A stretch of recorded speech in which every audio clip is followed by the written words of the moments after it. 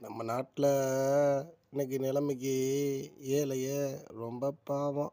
ஏன்னா இன்னைக்கு குண்டுமணி தங்கம் கூட வாங்க முடியாத நிலைமைக்கு ஏழைய தள்ளப்படுறாங்க.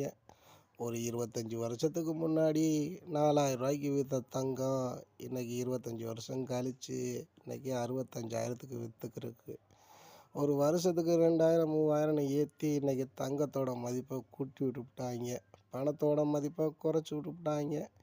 இது மத்திய அரசாக இருந்தாலும் சரி, மாநில அரசாக இருந்தாலும் சரி, வீட்டுக்கு 4 பிள்ளை வச்சுருப்பாங்க. அதை கட்டி கொடுக்குறோம்னா குறைஞ்சது ஒரு 5 பவுன் நகையாவது வேணும்.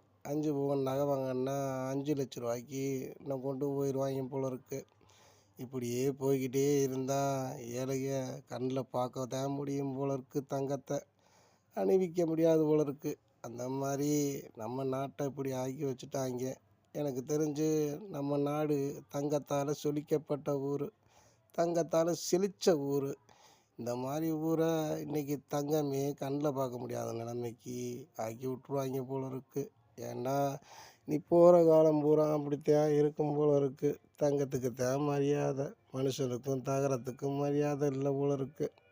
இப்படியே போய்கிட்டு இருந்தால் ஏழையெல்லாம் தற்கொலை பண்ண சூழ்நிலைக்கு உருவாக்கப்படும்.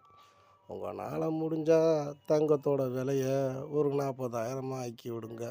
அதை செஞ்சீங்கன்னா மத்திய அரசாக இருந்தாலும் சரி, மாநில அரசாக இருந்தாலும் சரி, இந்த ரேட்டை ஏற்றவும் கூடாது, இறக்கவும் கூடாது. ஒரே மாதிரி இருந்தால் 40,000 தானே, பிரட்டி வாங்கிடுவோம்டா ஒரு பவுன் தங்கம் அப்படின்னு ஏழைகளுக்கு ஒரு மனசு வரும்.